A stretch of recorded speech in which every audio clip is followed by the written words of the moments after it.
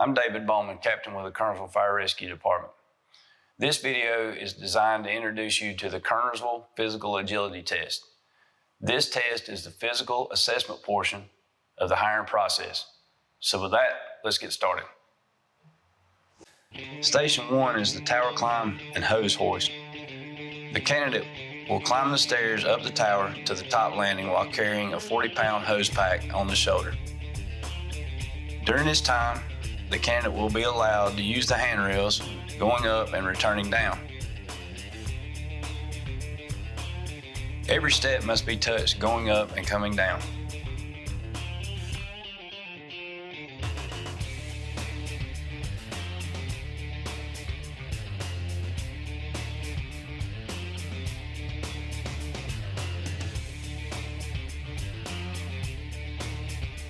Once the candidate has reached the top level, there will be a designated area for the hose pack to be placed in.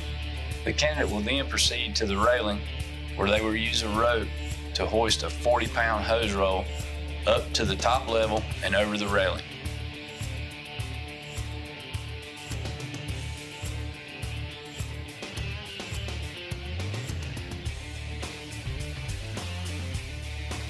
Once this is complete, the candidate will then pick the hose pack back up and return back down the tower to where they started. The disqualifying factors for Station 1. Every step must be touched going up and coming down. No running up or down the tower. The candidate will be instructed where to place the hose pack on the top level and at the start line. If the candidate drops the hose pack, they must retrieve and re-shoulder the hose pack before advancing any further. In regards to the hose hoist, once the candidate begins to pull the hose roll up the tower, they must complete a full pull. The candidate will not be allowed to lower the hose roll at any time. If the candidate drops the hose roll at any time, it is an automatic disqualification. If the candidate stops hoisting at any point, one warning will be given. After the second warning, the candidate will be disqualified. The candidate will then proceed to Station 2, the hose drag. The hose drag will consist of a 200-foot charged 1 3/4 hand line. The candidate will pick up the nozzle, place it across the shoulder, and advance it 75 feet to a pre-designated spot. This is the only station in the assessment where running is acceptable, but control must be maintained at all times. The candidate will open the nozzle, flow water at a target, and then shut the nozzle back down, placing the hose line on the ground. Disqualifying factors will consist of if the candidate loses contact with the hose or nozzle, if the candidate cannot open and close the nozzle. The candidate will then proceed to Station 3, the tool carry.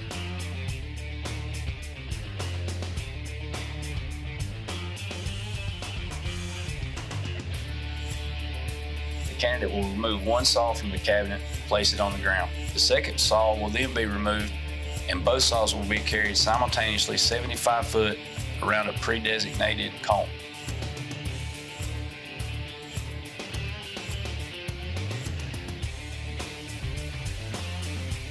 The candidate will then place each saw back into the cabinet one at a time. Disqualifying factors for Station 3.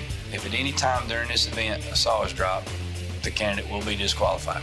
The candidate will then proceed to Station 4, ladder raise and extension.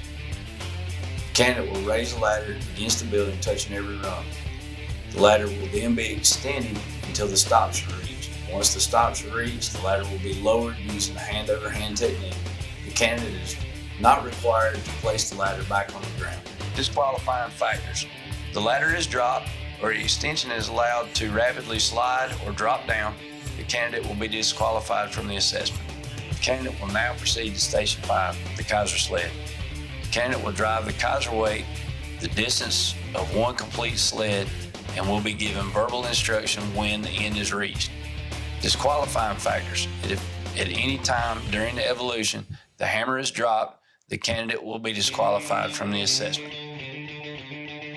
The candidate will then proceed to Station 6, the rescue drag. The candidate will complete the rescue drag using the attached webbing sling.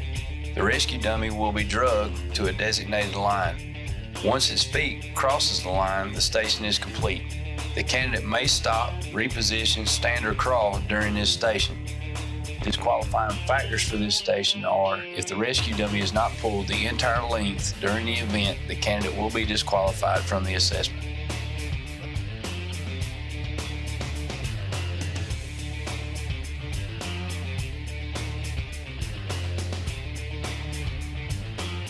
The candidate will then proceed to Station 7, the pike pole simulator. The candidate will use a 6-foot pike pole provided to complete 4 cycles on the machine. One cycle includes 3 push evolutions and 5 pull evolutions.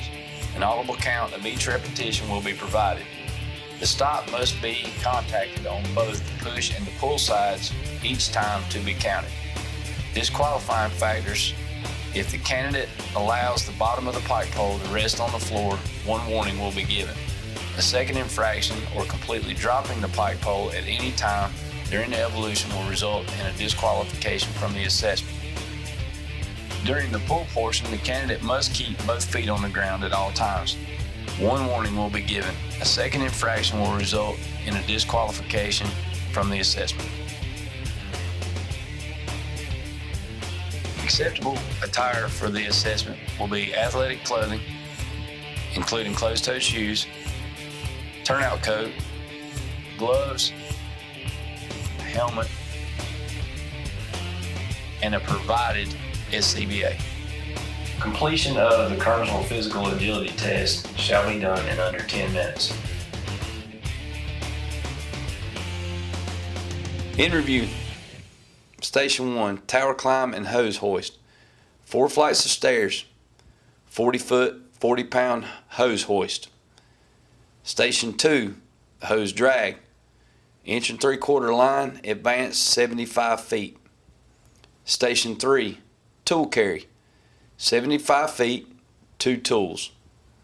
Station 4, ladder raise and extension. Full extension, hand over hand lower.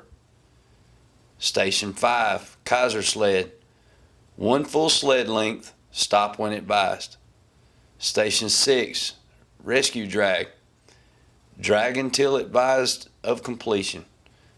Station 7, pike pole simulator. 3 up, 5 down, 4 times. On behalf of the Kernersville Fire Rescue Department, we'd like to thank you for your time and attention and your willingness to participate in our assessment.